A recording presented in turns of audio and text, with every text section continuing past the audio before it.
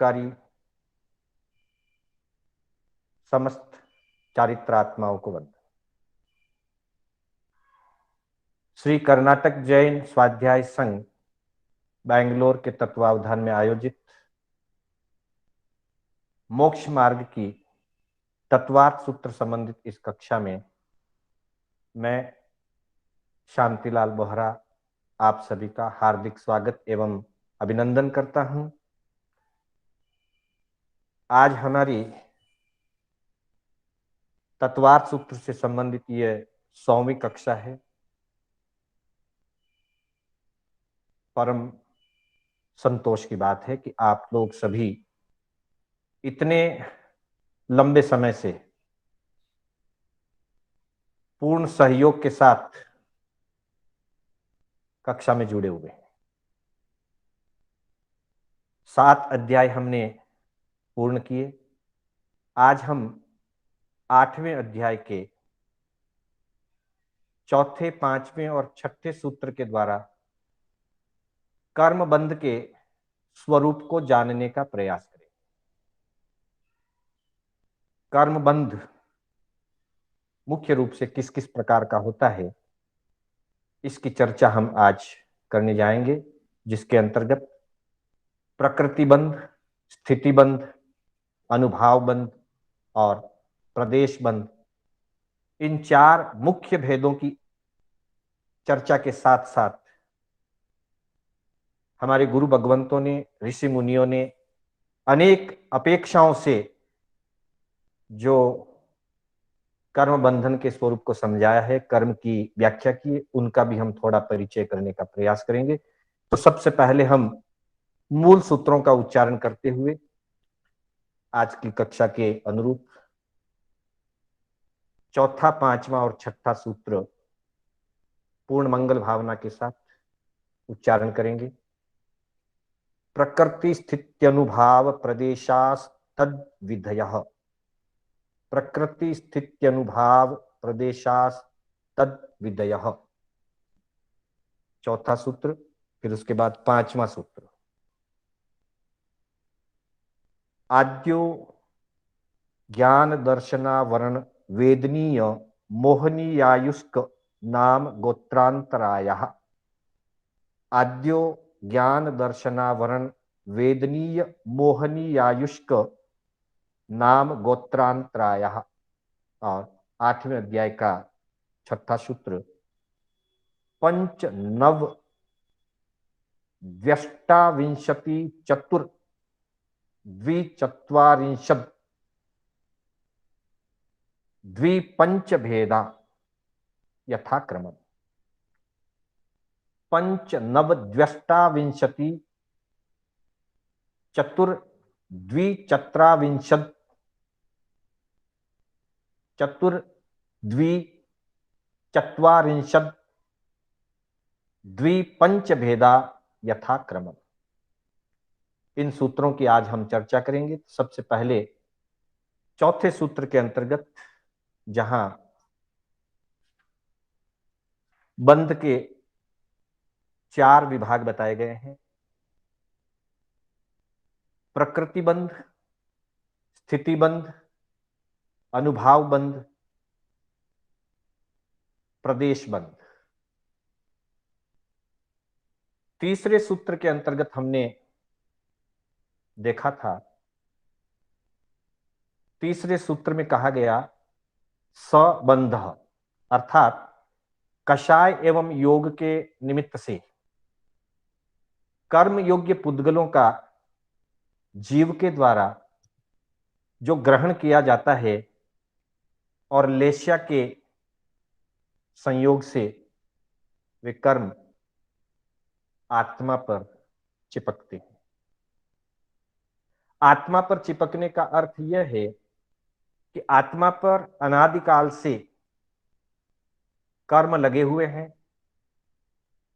नए कर्म जो भी आत्मा के साथ जुड़ते हैं, वे उन कर्म पुद्गलों पर नए कर्म पुद्गल चिपकते जाते हैं। निश्चय की दृष्टि से आत्मा अरूपी है, और आरूपी होने के कारण अस्पर्शी है। आत्मा में स्पर्श का गुण नहीं है, आत्मा अरूपी है, वर्ण गंध रस और स्पर्श से रहित है। ऐसी अवस्था में सीधे तौर पर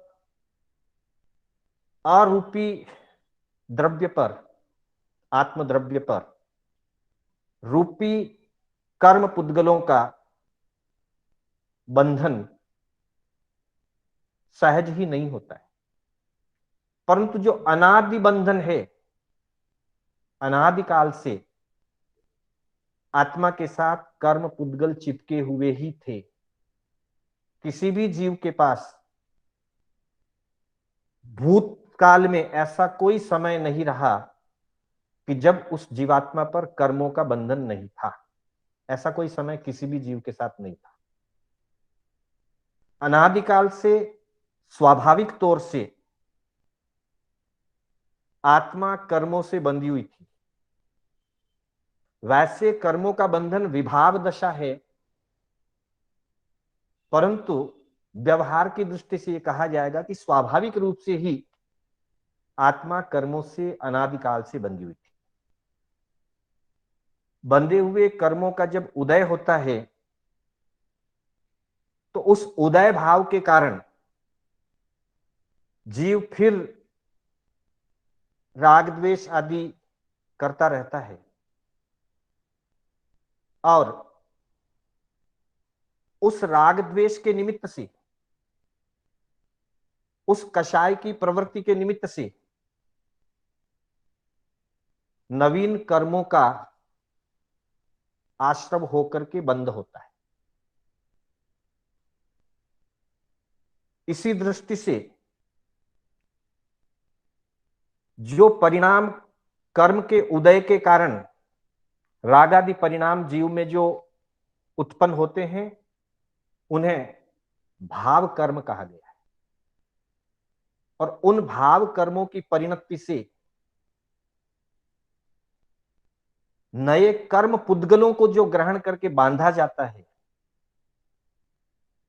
उन बंधने वाले कर्म को द्रव्य कर्म कहा गया है। भाव कर्म जीव की, आत्मा की राग द्वेषात्मक विभाव दशा है और द्रव्य कर्म आत्मा के साथ जुड़े हुए कर्म पुद्गलों पर निरंतर चिपकते रहने वाले कर्म पुद्गल है, वो द्रव्य कर्म है। जैसे ही कर्म पुद्गल आत्मा के साथ संबंध को प्राप्त होते हैं, बंध को प्राप्त करते हैं, उन कर्मों में मुख्य रूप से 4 व्यवस्थाएं निर्धारित हो जाती, जिन्हें कर्मशः प्रकृति, स्थिति, अनुभाव और प्रदेश कहा जाता है। तीसरे सूत्र में कहा गया सबंधः, आत्मा के साथ कर्मों के पुद्गलों की चिपकने की व्यवस्था को बंध कहते हैं। वह बंध 4 प्रकार का होता है: प्रकृति, स्थिति, अनुभाव, प्रदेश। तद विधय, तद यानी उस बंध का, उस बंध व्यवस्था का, विधय यानी प्रकार, उस बंध विधय 4 प्रकार का होता है। अर्थात बंध का स्वरूप 4 प्रकार का है। पहला है प्रकृति बंध, दूसरा है स्थिति बंध, तीसरा है अनुभाव बंध और चौथा है प्रदेश बंध। मूलतः बंधने वाले कर्म तो प्रदेश रूप ही हैं। अनंता अनंत प्रदेशी कार्मण पुद्गल या कार्मण वर्गणा के जो पुद्गल हैं वो आत्मा के साथ जुड़ते हैं। उन कर्मों में किस किस प्रकार के स्वभाव निर्धारित होते हैं, बंधने वाले कर्म के कुछ हिस्से, कुछ पुद्गल स्कंद ज्ञानावरणीय कर्म की तरफ जाएंगे,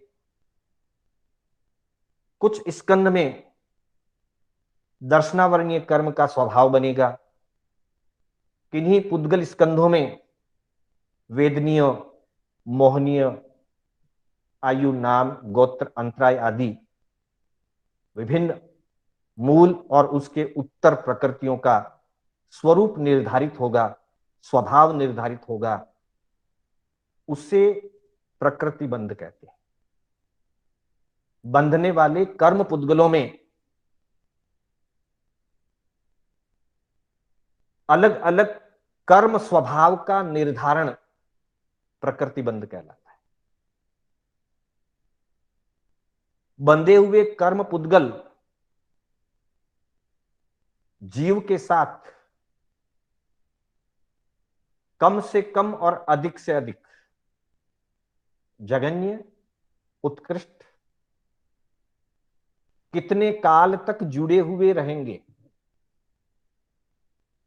उस काल मर्यादा को, कर्म की टाइम ड्यूरेशन, कर्म का पीरियड, कितने काल तक कर्म आत्मा के साथ जुड़ा रहेगा, क्रमशः उदय में आता रहेगा और उसकी उदय की पूरी व्यवस्था खत्म होगी उस पर्टिकुलर कर्म की जो एक समय में बंधा है। उस व्यवस्था को स्थिति बंध कहते हैं। वह कर्म तीव्र या मंद किस प्रकार का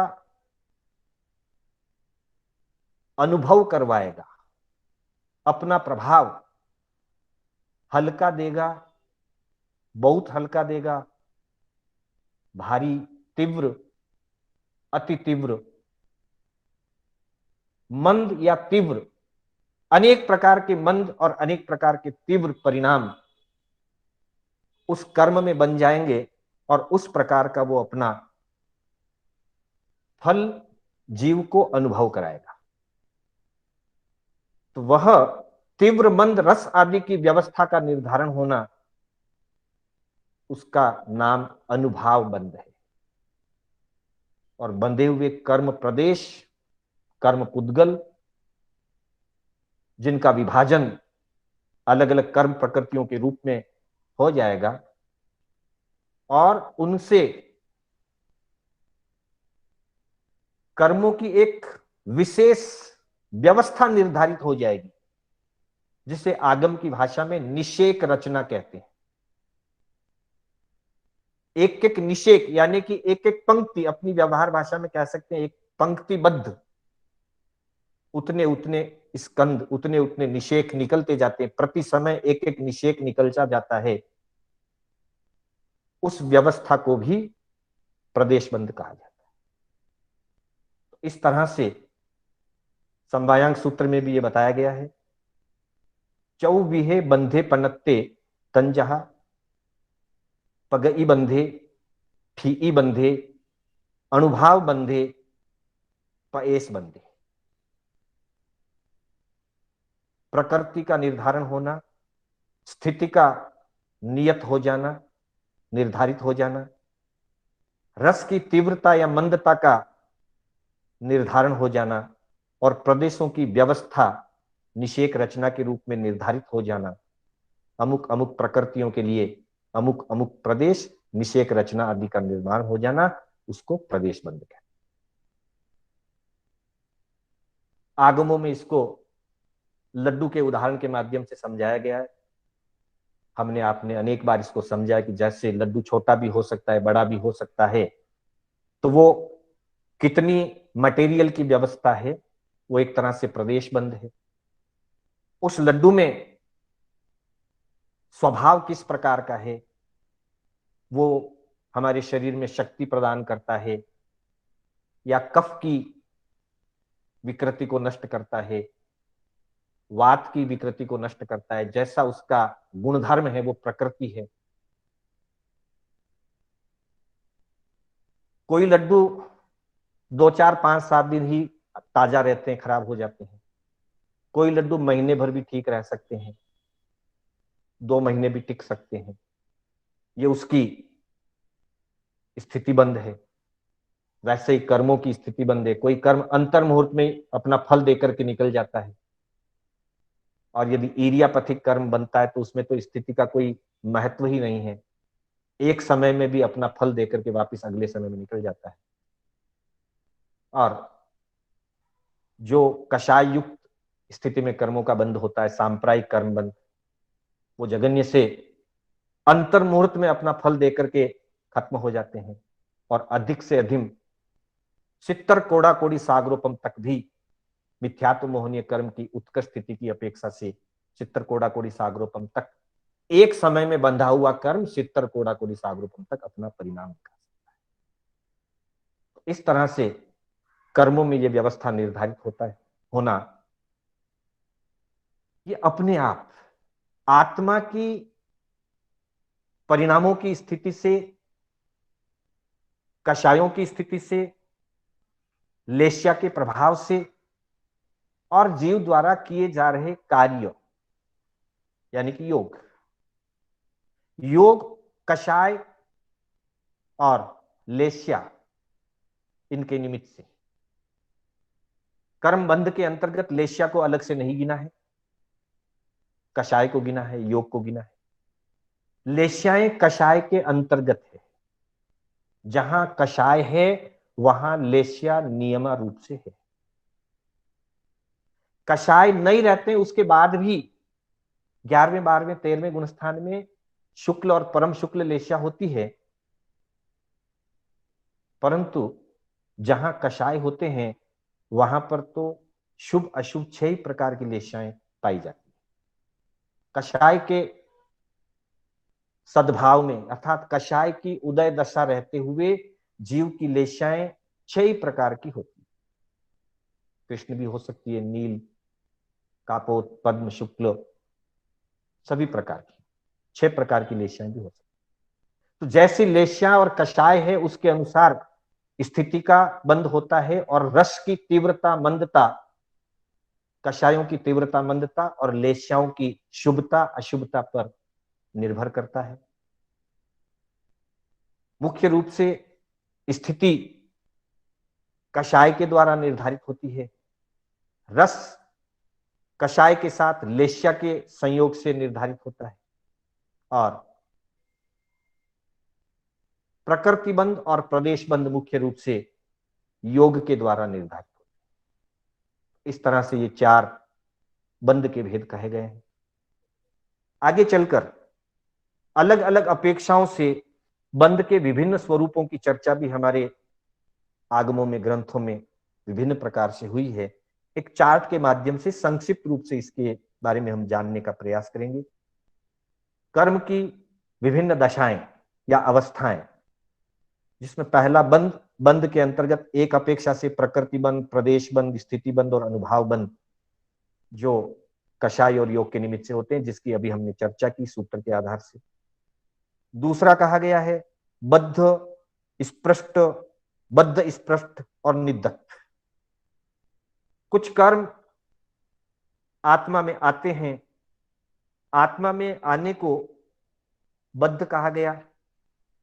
इसी तरह से आने के बाद चिपक जाना, मतलब आत्मा के पास आकर के कर्मों को इकट्ठा होना बद्ध कहा, चिपक जाने को स्पष्ट कहा,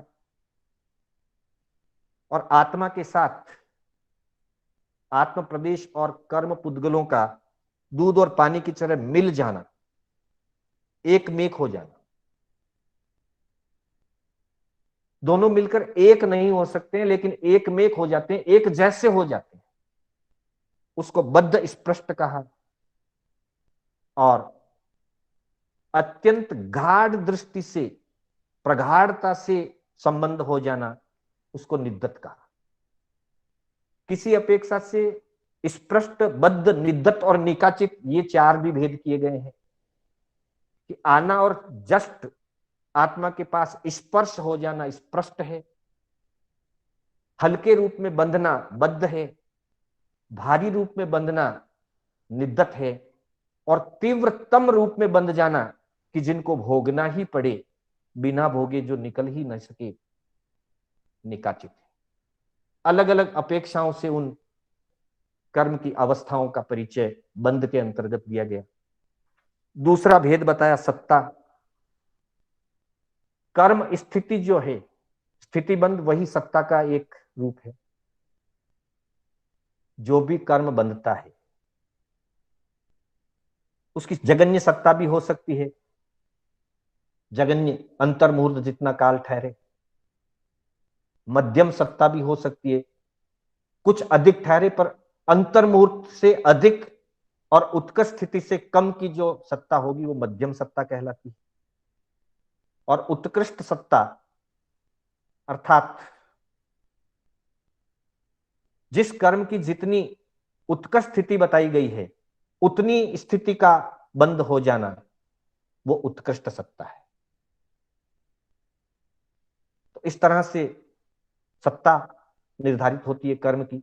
सत्ता का मतलब है आत्मा के साथ कर्मों का जुड़े रहने का काल, कितने काल तक कर्म आत्मा के साथ जुड़े रहेंगे, चाहे वो अबाधा काल हो और चाहे उदय काल हो। अबाधा काल और उदय काल दोनों को मिलाकर के सत्ता का काल निर्धारित होता है, जिसे संपूर्ण स्थिति भी कह सकते हैं। स्थिति में अबाधा काल और उदय काल दोनों मिल करके उत्कर्ष स्थिति होती है। तो इस अपेक्षा से कर्म कितने काल तक जीव के साथ जुड़ा हुआ रहेगा, स्टोक में रहेगा, निकलता रहेगा थोड़ा थोड़ा, लेकिन फिर भी उस कर्म का स्टोक, पर्टिकुलर एक बार बंधे हुए कर्म की अपेक्षा से ये बात है।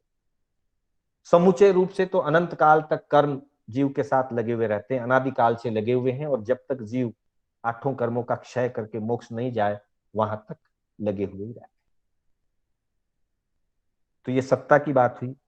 इसी के साथ उदय बताया। उदय दो प्रकार का, प्रदेश उदय और विपाक उदय।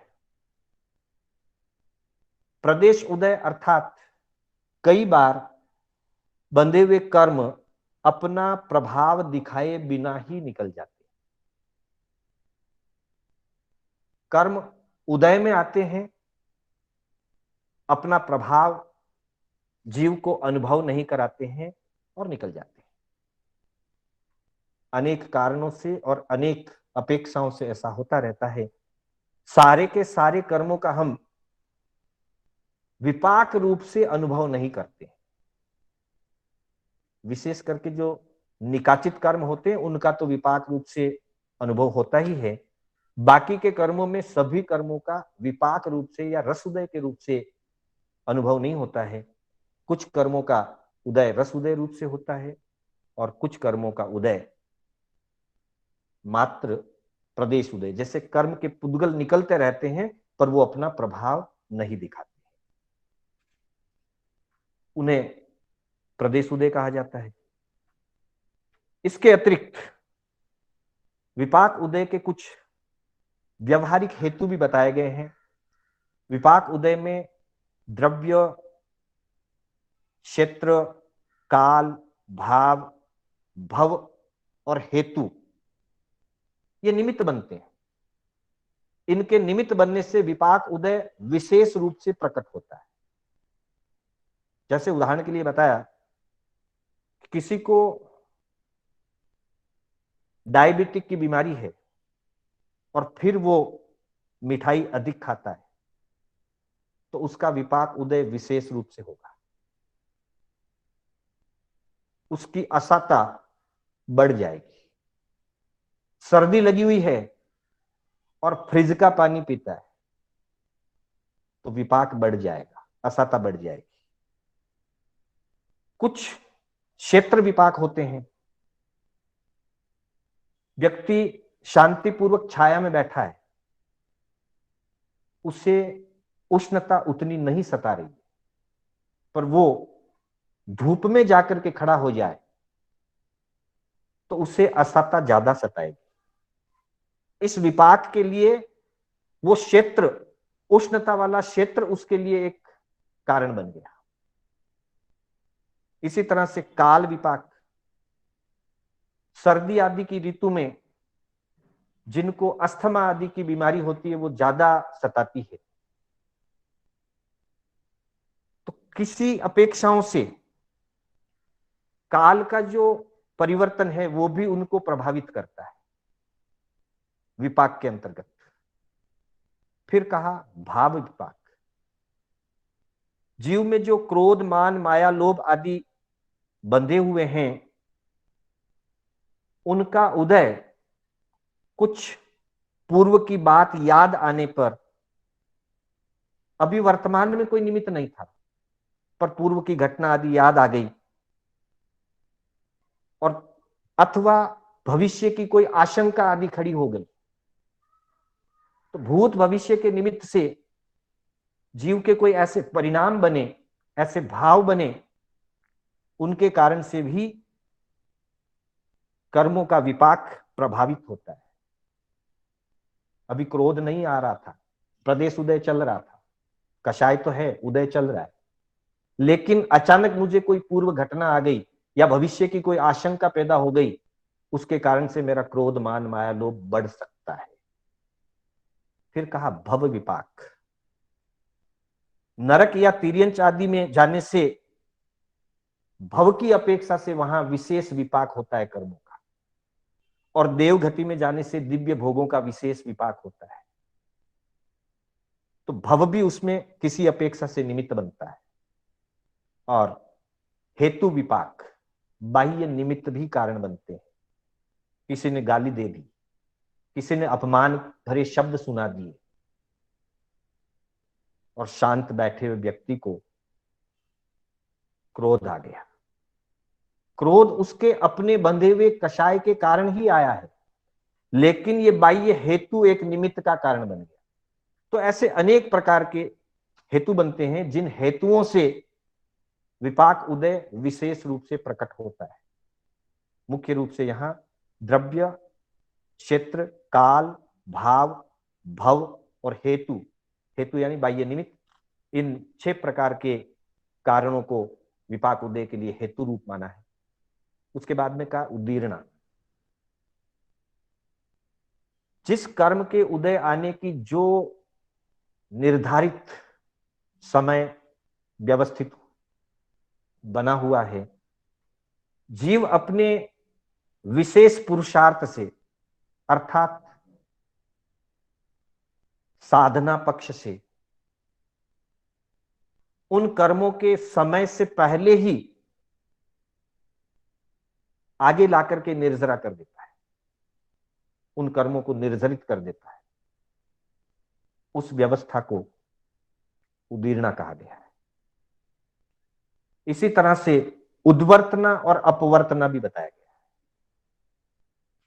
बंधे हुए कर्मों को, चाहे वो शुभ कर्म हो और चाहे अशुभ कर्म हो, उन कर्मों की स्थिति और कर्मों के रस को पुरुषार्थ विशेष से घटाया भी जा सकता है और प्रवृत्ति विशेष से बढ़ाया भी जा सकता है। शुभ को भी घटाया बढ़ाया जा सकता है और अशुभ को भी घटाया बढ़ाया जा सकता है। बढ़ाने को उद्वर्तना कहते हैं और घटाने को अपवर्तना कहते हैं। किसी ने मुनि को आहार बहराया, बहराने से निर्जरा हुई अपनी जगह, साथ में पुण्य का उपार्जन भी हुआ।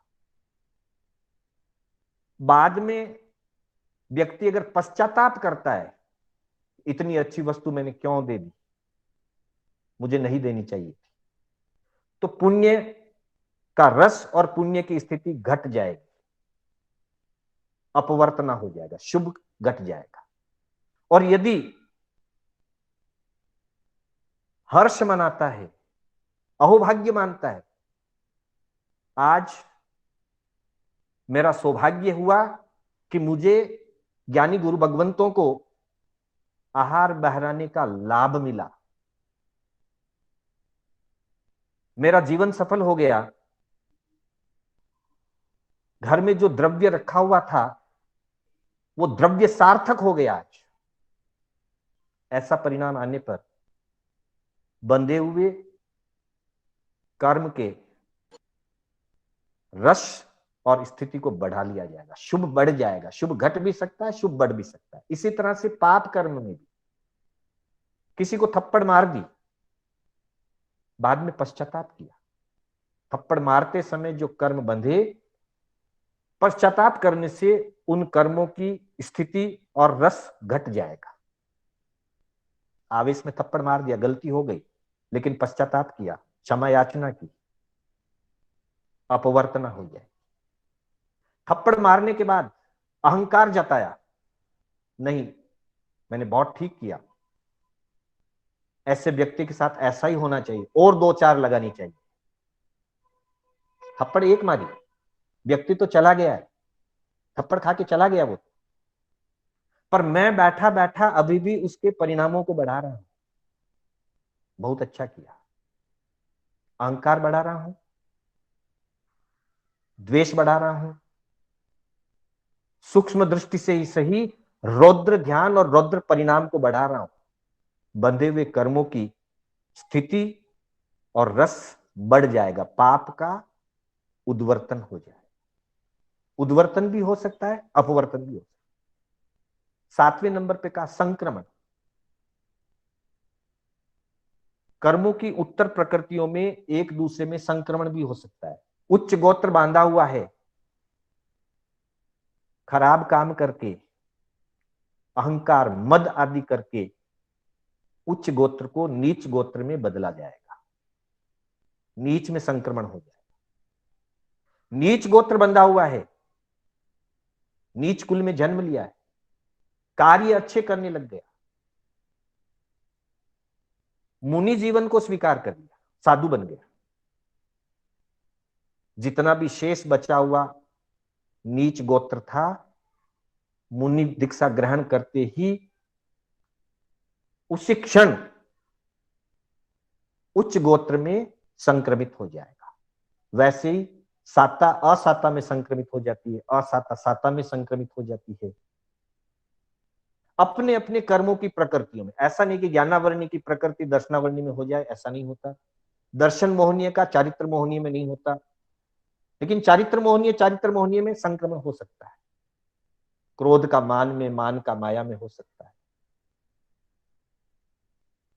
आयुष्य कर्म में संक्रमण नहीं होता, नरक मनुष्य आयु में संक्रमित नहीं होगी, मनुष्य आयु देव आयु में संक्रमित नहीं होगी। आयुष्य कर्म को छोड़ करके बाकी सजातीय उत्तर प्रकृतियों में कर्मों का संक्रमण होता है।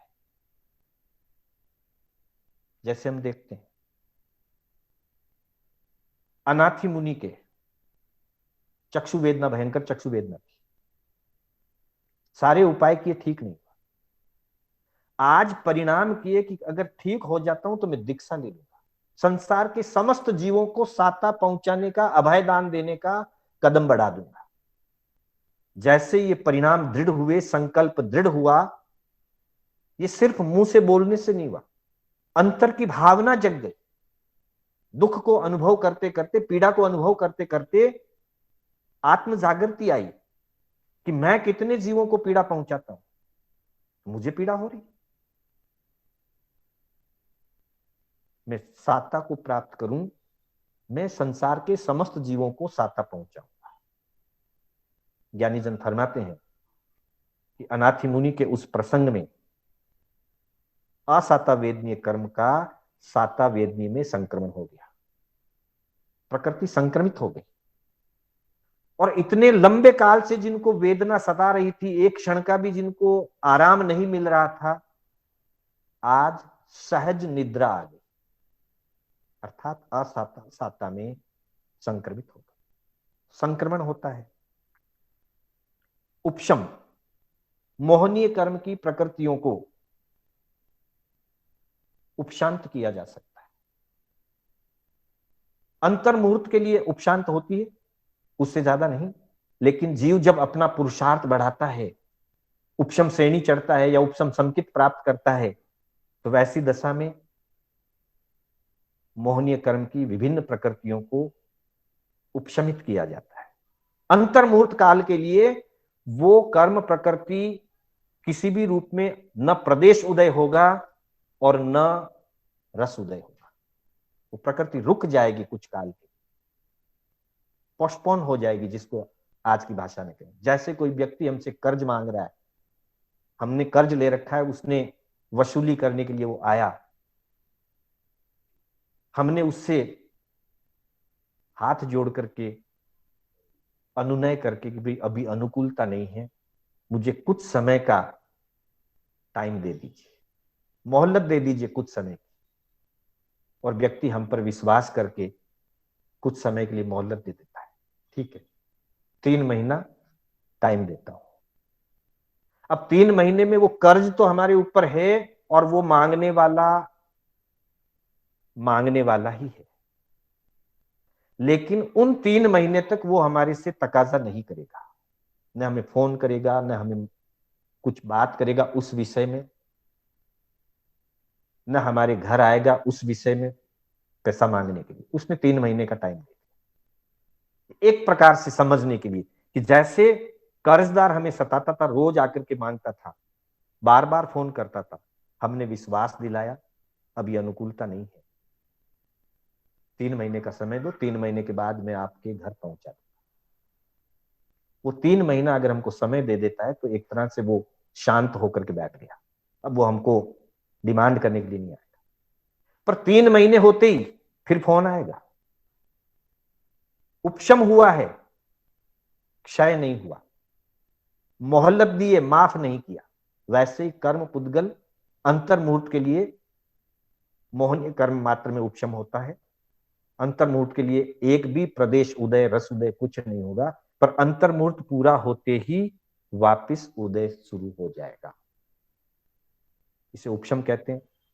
फिर निद्दत और निकाचित, तीव्र कषायों के साथ जो कर्म बंद होता है, जिन कर्मों को या तो भोगना पड़ता है या विशेष पुरुषार्थ तप आदि के द्वारा प्रायश्चित आदि लेकर के कुछ हल्का कर दिया जा सकता है, कुछ निर्जरा कर दी जा सकती है, उदीर्णा कर दी जा सकती है, ऐसे कर्मों को निद्दती कर्म कहते हैं।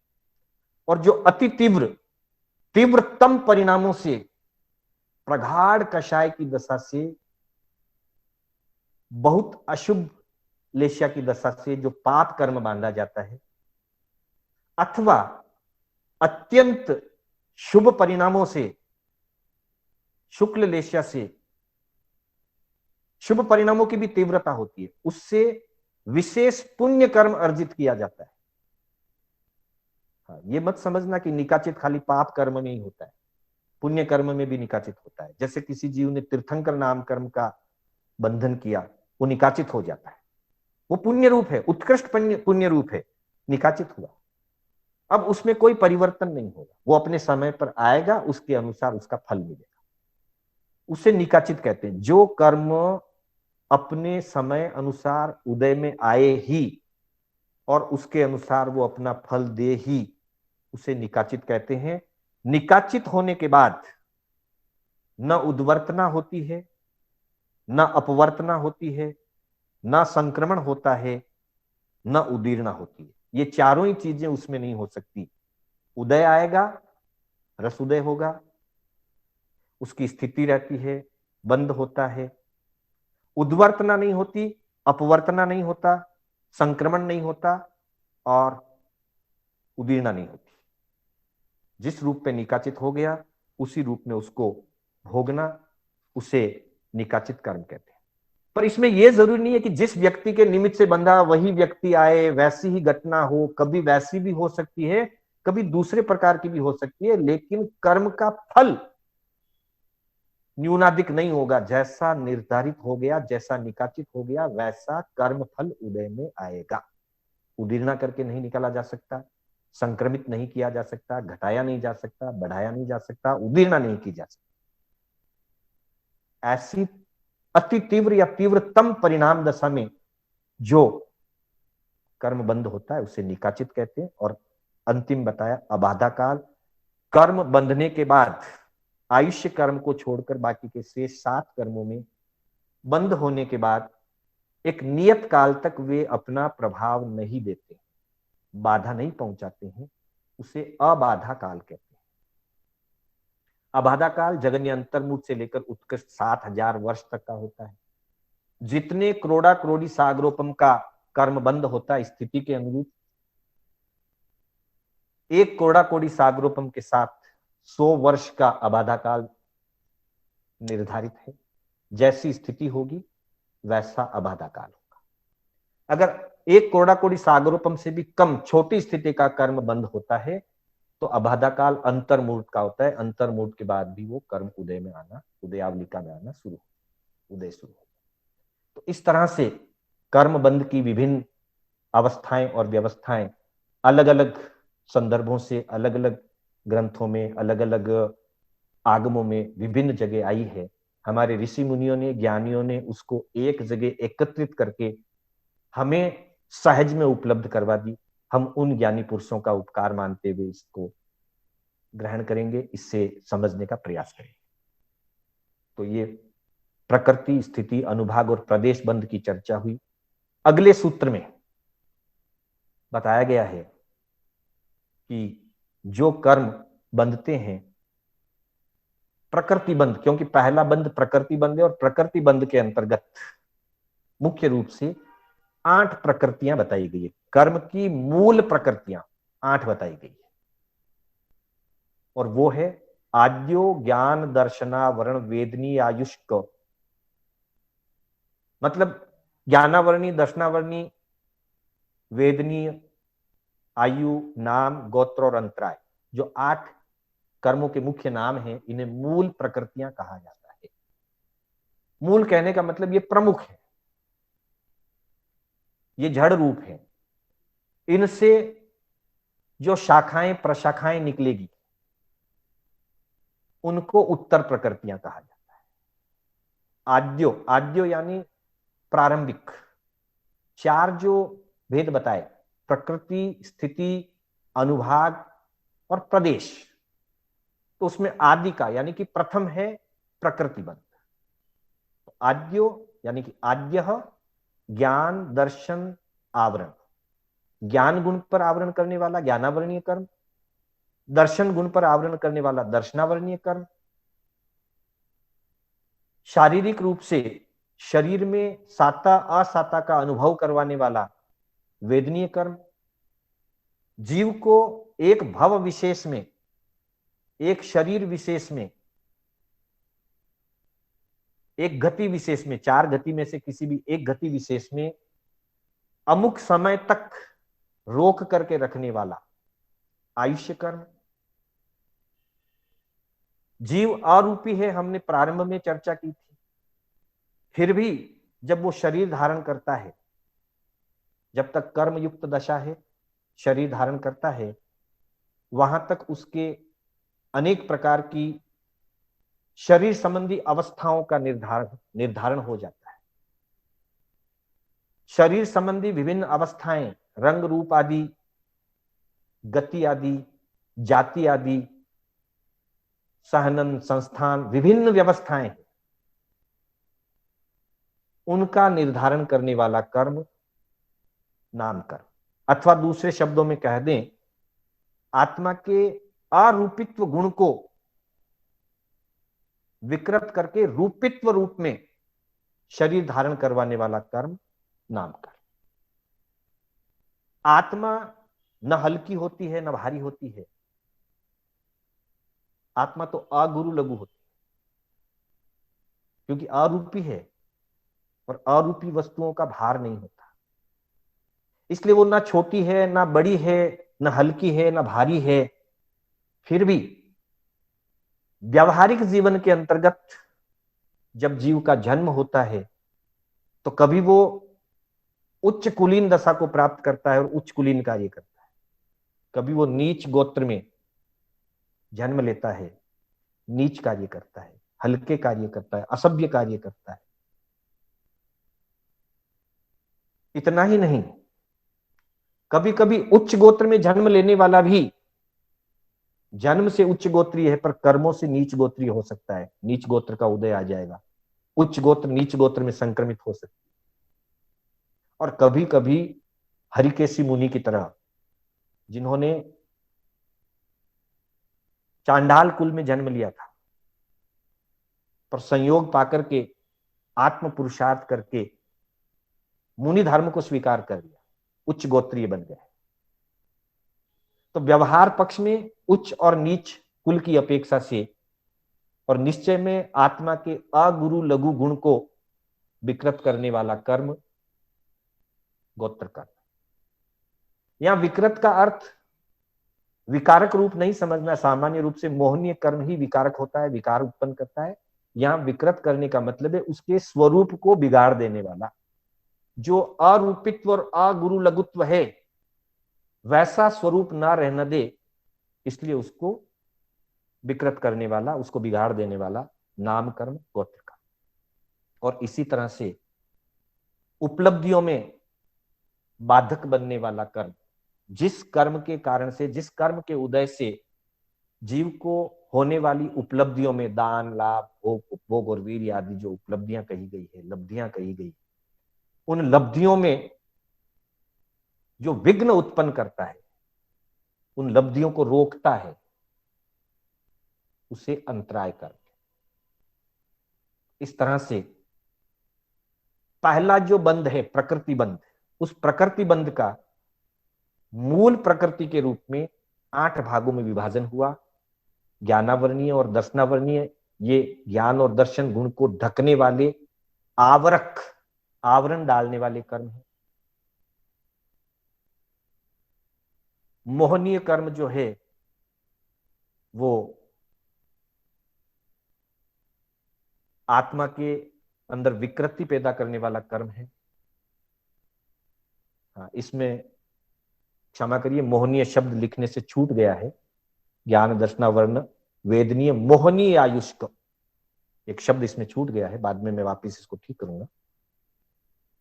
मोहनीय कर्म आत्मा के स्वभाव गुण को विकृत करने वाला है। वेदनीय कर्म शारीरिक साता असाता, आयुष्य कर्म भव की, एक भव की स्थिति, एक गति में जीव को रोके रखने वाला है। नाम और गोत्र उसके अरूपित्व और अगुरु लघुत्व स्वभाव को परिवर्तित करने वाले हैं। और अंतराय कर्म उपलब्धियों में बाधा डालने वाला है। ये इनकी 8 मूल प्रकृतियां होती है। इनकी उत्तर प्रकृतियां जो है उनकी संख्या यहां बताई गई है। पंच नव व्यष्टाविंशति चतुर्द्विचत्वारिंशद द्विपंच भेदा यथाक्रम, अर्थात पंच नव द्वि अष्टाविंशति चतु द्विचत्रा चत्वारिंशद द्विचत्वारिंशद, फिर द्वि पंच भेदा यथाक्रम। जैसे ऊपर क्रम से नाम दिए हैं उसी क्रम से 5, 9, 2, 28, 4, फिर द्विचत्वारिंशत, चत्वारिंशत का मतलब होता है 40 और द्वि का मतलब 2, यानी कि 42, फिर द्वि यानी 2 और पंच यानी 5। ये उत्तर भेद होते हैं, अर्थात ज्ञानावरणीय के 5 उत्तर भेद, दर्शनावरणीय के 9 उत्तर भेद, वेदनीय के साता असाता के रूप में 2 उत्तर भेद। मोहनीय शब्द वहां छूट गया है। मोहनीय के अष्टाविंशति अर्थात 8 और 20 28 उत्तर भेद। फिर आयुष्क, आयुष्क के 4 उत्तर भेद। उसके बाद नाम कर्म के 42 उत्तर भेद। नामकरण में विभिन्न अपेक्षाएं हैं, किसी अपेक्षा से 42 भेद बताएं, किसी अपेक्षा से 93 भेद बताएं, किसी अपेक्षा से 103 भेद बताए हैं। तो यहां मुख्यता से 42 उत्तर भेद नामकरण के बताए। फिर उसके बाद गोत्र कर्म के उच्च गोत्र और नीच गोत्र के रूप में 2 उत्तर भेद और पंचभेदा अर्थात अंतराय के 5 उत्तर भेद। मूल भेद 8 है, प्रज्ञापना सूत्र में वर्णन मिलता है। भगवान से परीक्षा करते हैं, कैनम भन्ते कम्म पगडियो पनताओ, भगवान कर्म प्रकृतियां कितनी प्रकार की कही गई है। प्रभु ने उत्तर फरमाया, 8 कम्म पगडियो पनताओ, 8 कर्म प्रकृतियां बताई गई है। तंजहा नानावर्णिजम अर्थात ज्ञानावर्णीय, दंसनावर्णिजम दर्शनावर्णीय, वेयनिजम वेदनीय, मोहनिजम मोहनीय, आउयम आयुष्य कर्म, नामम नाम कर्म, गोयम गोत्र कर्म और अंतरायम अंतराय कर्म। अर्थात ज्ञानावर्णीय, दर्शनावर्णीय, वेदनीय, मोहनीय, आयु, नाम, गोत्र और अंतराय, ये प्रकृति बंध के अंतर्गत 8 मूल प्रकृतियां कही। और इन्हीं 8 मूल प्रकृतियों की 5, 9, 2, 28, 4, 42, 2 और 5 इस तरह से इनके उत्तर भेद बताए गए हैं। आज की कक्षा हम यहीं समाप्त करेंगे।